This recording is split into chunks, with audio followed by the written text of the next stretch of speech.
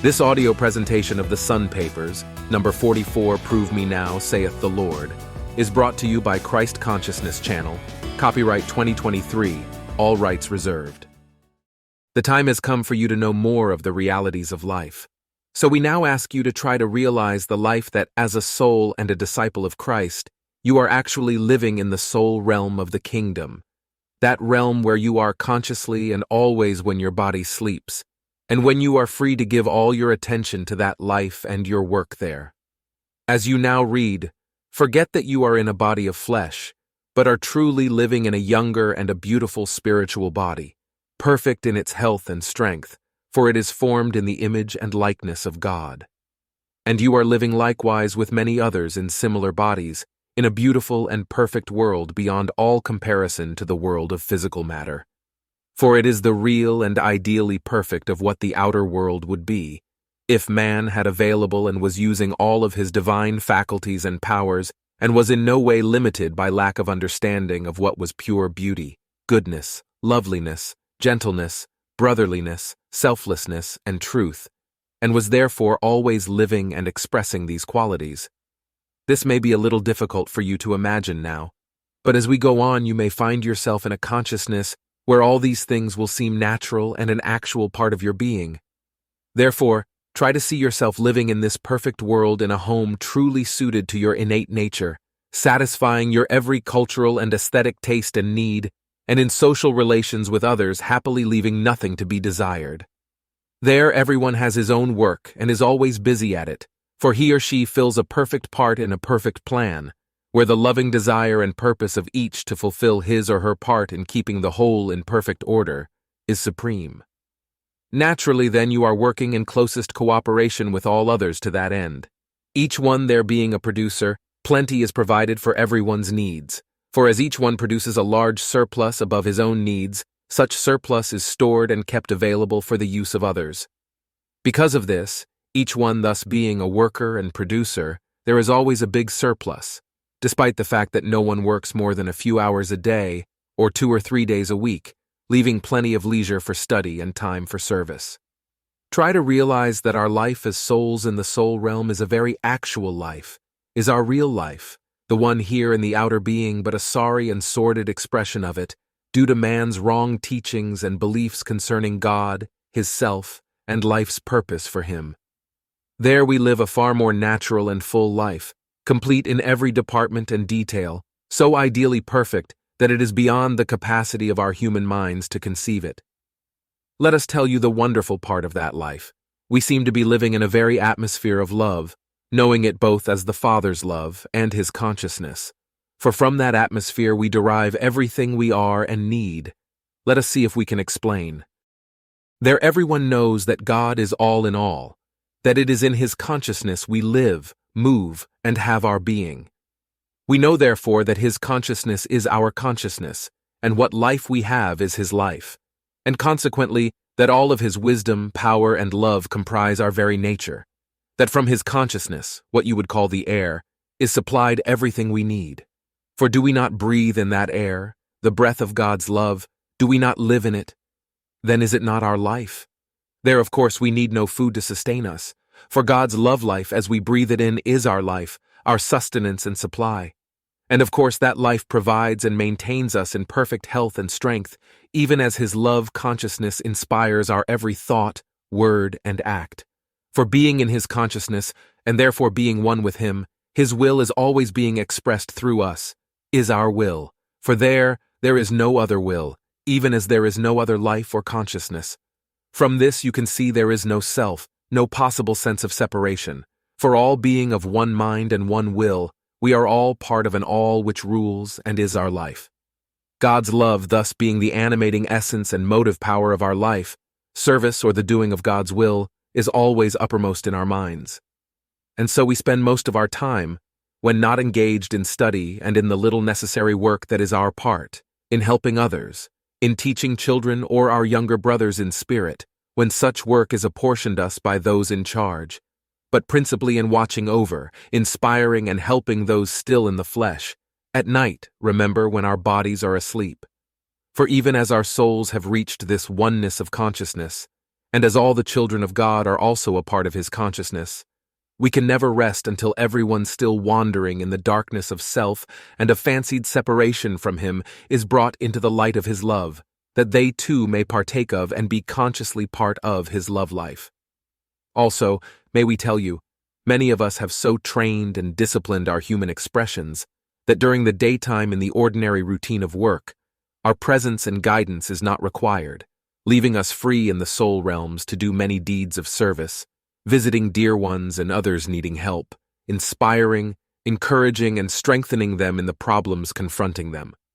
When our presence is required with our human personalities, we are always there to direct, caution, or help, as the need is.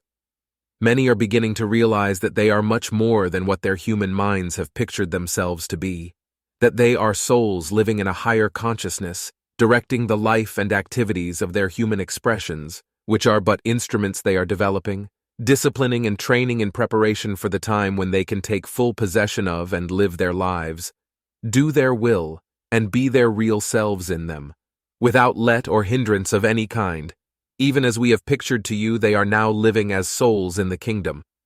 A few are actually conscious of living in two worlds at the same time, their soul faculties having been quickened to the extent that they see and hear on both planes. We have already mentioned that the veil is growing thin between the two worlds, and it will not be long before all true disciples of Christ, those who have proved themselves, will be fully conscious of their soul life. What we are all going through at the present time is the proving process, where we are having shown up to our human minds every quality of the lower self that still stands in the way and which must be eliminated. For such qualities form the veil hiding from our minds the true world of the kingdom.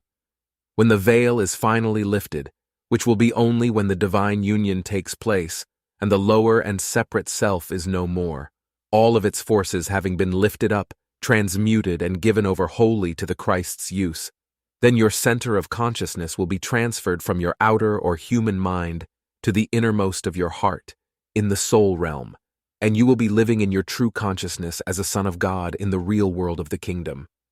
Then the outer world will seem as a dream, unreal and visionary, even as to you now seems the inner world of the Spirit.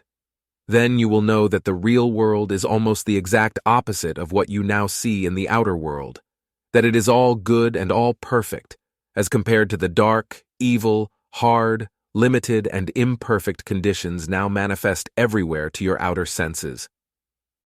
When this veil is finally lifted for all, which will be with the coming of the Lord in the air, then you can see how those who are left will find themselves in their true homes in the soul realms. All evil-minded ones will be in the dark realms of the lowest and outermost regions of consciousness, where selfishness and greed altogether rule. While the masses of mankind, those who are neither good or bad, and in whom the spirit still sleeps, will find themselves in the intermediate realms of the astral or lower mental, according to the growth of their souls. In other words, they will be just where their souls are now, in those soul realms of consciousness where they belong and truly affinitize. It will be exactly the same as if they had died and they no longer had physical bodies, but then death will not be necessary, for with the coming of the Lord and his legions, the sons of light, their vibrations will be so powerful that only those who have proven themselves to be his true disciples can live in and endure them. With all others, their physical bodies will simply disappear with their human, separate consciousness, even as darkness disappears before the light, or rather their consciousness will remain in the lower vibration of which it is a part, while the heavenly consciousness descends and possesses the earth and all able to abide in it. Thus will the kingdom, which we described in the first part of this article and that before was invisible except to the spiritual sight, become visible to every living soul on earth, and will be their natural world, and its life their natural life. Although, as we have shown, many before that time comes will have consciously entered the kingdom, will have dissolved the veil, and will be living in what seems to be two worlds, even though their consciousness is then centered in the real world of the soul, and the outer is known to be unreal. Our part is to help as many as possible to make the change as quickly as may be, to transfer their centers of consciousness from the mind to the soul, so that they may from then on be working consciously with their brothers in the kingdom for the advent of the new day, when the true world of the Spirit shall be on earth even as it is in heaven. Money. We will now take up the consideration of what is money.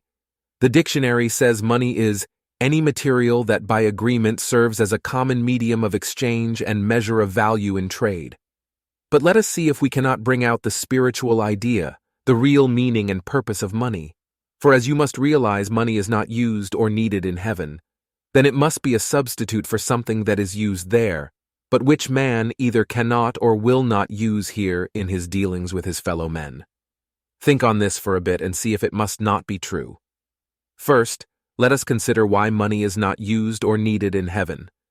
Must it not be because there everyone loves and trusts each other and wants to help and do unto others as they would be done by? Is that the case here? Then because of this, money must have been invented as something needed that could serve as a substitute and could be invested with a value that everyone would accept for what was being sold or exchanged. But that not being necessary in heaven, what there took the place of money? Let us see. Did we not show you that in the kingdom we ever live in an atmosphere of love, that atmosphere is God's love, and it is so wonderful an atmosphere that from it we derive everything we need and are, that it sustains, strengthens, and gives us our life, is our life, and it not only supplies us with the necessary food to sustain that life, but inspires our every thought, word, and act? Can you not see that God's love is our sole support, supply, and sufficiency in all things at all times? That it is there what men have made money to be here? Ponder on this until you see how true it is, and then see if you can glimpse what is necessary before money can be to you what it really should be, and not what you and your fellow men have made it to be. Take a coin or a bill out of your pocket and hold it in your hand, and try to see it as a symbol of God's love. That may seem difficult at first, but as every manifest thing is a symbol of an idea, you will of course have to put all other ideas formerly held about money out of your mind, and must not even see the coin or bill, but must look right through it and try to see, or rather feel, God's love flowing to you from out the symbol. Persist in trying this until you do feel that love, and then note the wonderful things that follow, the impressions and feelings that illumine mind and heart, the realization that God and money are most intimately related, and that God does want you to have the abiding evidence and the fullest sufficiency of what money really represents, His blessed love, and the accompanying understanding and power that belong to every one of His children. What will this mean to you? Think. If you can feel that love, and thereby get the understanding, then, dear one, you connect your mind and its consciousness with God's consciousness, and through the channel of the symbol of the idea you are holding in your hand, the door is opened wide, and there is no longer anything to prevent the reality of what the symbol truly represents from flowing to you in rich abundance, for you have tapped the source, the spiritual idea that brought the symbol into being. But beware of how you use this wonderful truth. We have given it to you, in order that you may know the reality back of the symbol, and no longer will look upon money as the monster which men have made it. Anyone who attempts to use this truth for the getting of money for purely selfish purposes will learn to his everlasting regret that spiritual truths and forces cannot be used for the benefit of self, and that a heavy penalty must be paid for every such attempt. On the other hand, those who seek through this truth to prove the real meaning of money as God's love, and thereby to come closer into oneness with Him, helping thus to eliminate self and its desires utterly, will find themselves invested with a knowing and a consequent power that is inconceivable to a mind still seeking money for itself, or anything that money can buy. Money, or the possession of money, has given to man a fraudulent power that will surely bring about his own destruction. His love of money with his false idea of money's purpose have grown to such distorted proportions and have brought about such a perversion of its original purpose that the destruction of both money and all who thus misuse it cannot help but follow, for they are deliberately misusing God's love, the most powerful force in the universe. Instead of using its symbol for the helping and blessing of humanity, man has allowed himself to be enticed into seeking it purely for selfish or personal ends, either to provide for his material needs or to build for himself a power and prestige among his fellows, whereby he can exercise authority over them and compel them to create for him more money and power. Just think of man's perverting the visible symbol of God's love in such a way, and the penalty he must pay for so doing. Then think of what might be if man could use money always and only as a tangible expression of God's love flowing freely through him. We wonder if that could possibly be. What a different world we would then live in. Let us give you a word of caution. Do not be surprised or dismayed if the false value and power money now possesses is altogether taken from it in the near future, and that possibly money will become worthless. For if the kingdom is to come down and be on earth and money is not needed in the kingdom, the destroying of money's power will be a clear sign of the near approach of that great coming. And remember, all of the old order, everything built for selfish ends or even to maintain the system of competition of individuals against individuals, industries against industries, countries against countries, which means practically all our institutions, commercial, industrial, financial, educational, and even religious, must go and will utterly vanish from our midst before the kingdom can be established here and we be a part of it. Therefore begin now and make your peace with money.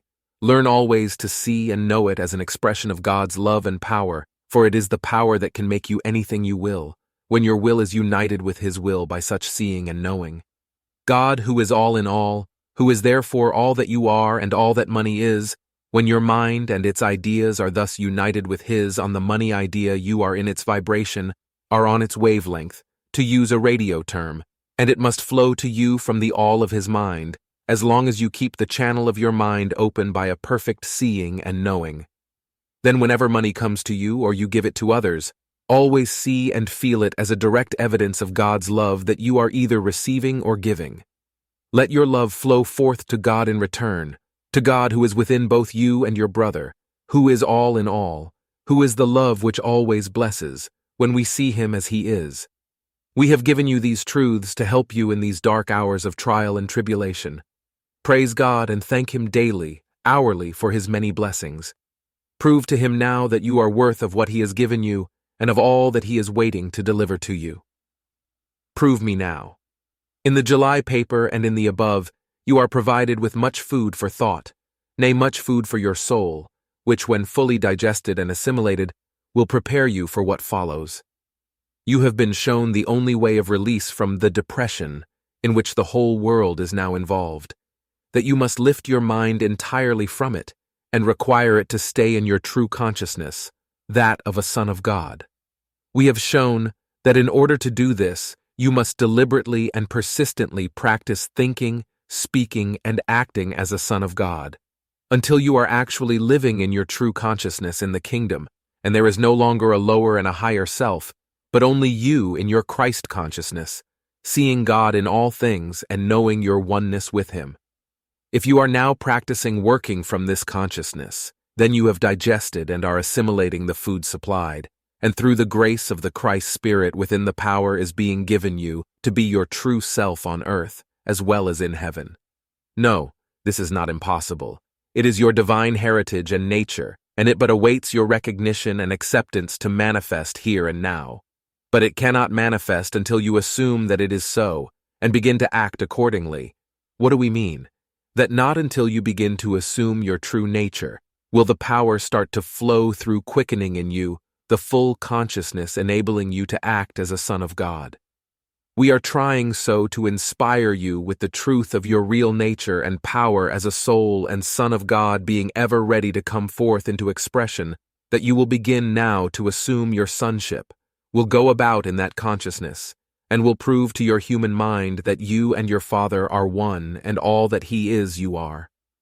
Does not the Christ self of you always say to your human mind, "If ye abide in me, and my words abide in you, ye shall ask what ye will, and it shall be done unto you"?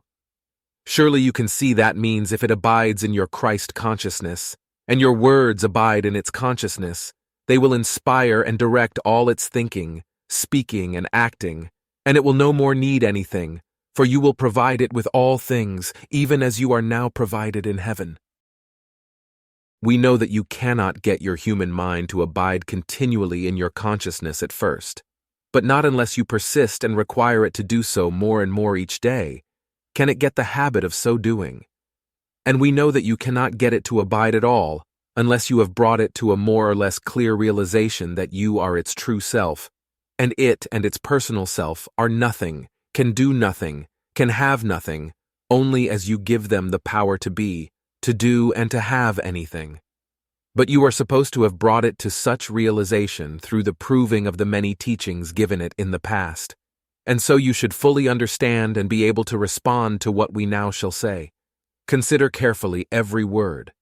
If you truly realize that God is all in all, and that then He must be you, by holding to that realization and starting to act as a son or expression of God, God will then act through you, and His power and grace will flow through and enable you to do anything you essay to do.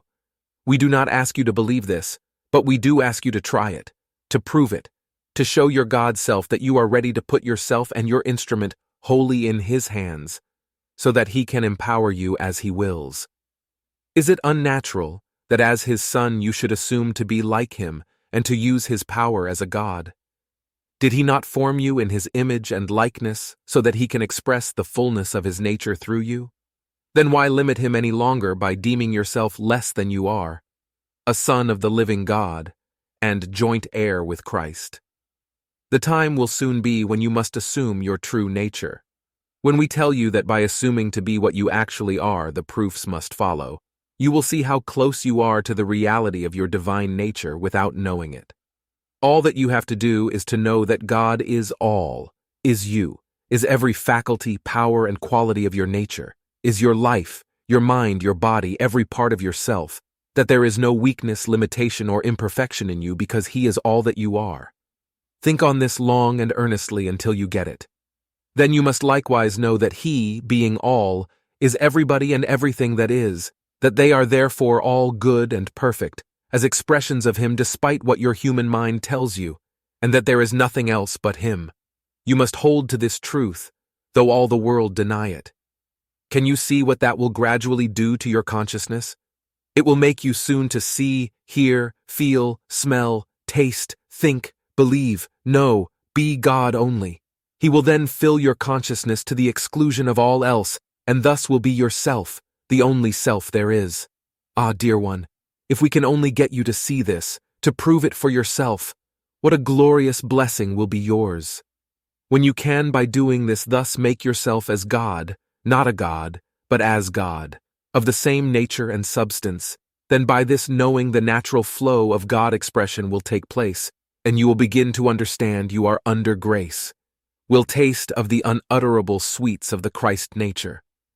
Then you will find that you will decree a thing and it shall come to pass, and many wonderful evidences of the God powers working through you will follow. You will not have to visualize or imagine it, for as it truly exists in the kingdom, you see it there with spiritual eyes, the eyes of knowing. Assuming the divine nature, making yourself as God, you always see the perfect, whereas formerly you saw only the imperfect. From the standpoint of assumption, you will see health your natural state and disease non-existent. You will cease trying to get rid of disease as a reality and will know yourself as a son of God, living in perfect health and harmony of spirit. One moment of this realization and disease has vanished into nothingness, for the perfect self is thereby revealed and made manifest. From the standpoint of assumption, you will gain the actual concrete results you failed to accomplish by imagination and visualization. Are you afraid to follow the steps of the Master and to assume your divine rights so that they can come forth into manifestation? Are you afraid to accept the results of consciously accepting your birthright? The worm of the dust finally discovers that he can do nothing to change or better himself, for he is a product of the dual belief in good and evil. Working with the body and personality, trying to perfect them, is exactly the same. No matter what you have been, have done, or have left undone, when the Christ within is fully recognized as your true self, all former limitations pass away. Thousands of sincere souls, seeking the light, have spent years trying to better the conditions of the worm of the dust, trying to make John Smith a better man, healthier, richer, or happier, but have accomplished little or nothing. The worm cannot change except from within. The caterpillar of itself can never become a butterfly. A complete change has to take place, a transformation. What accomplishes it? Only by yielding to the mind, the will of the life within, can the change take place. The caterpillar instinctively knows this and lets nature have its way. Only man rebels, interferes and interposes his own will and his own ideas. But when the Holy Spirit is born in him, the beginning of a change takes place in his nature, and when the spiritual man grows to maturity, the Christ, a Son of God, emerges from the cocoon of the personality, and its cloak of protection is cast off. So will it be with you when you assume your true nature. You are now as the butterfly ready to break through and rise out of the cocoon. But like the butterfly, you must make the effort, must respond to the urge of the Christ life within, when it will give you the power, not only to break through your flimsy shell of self, but to rise and fly to heights undreamed of.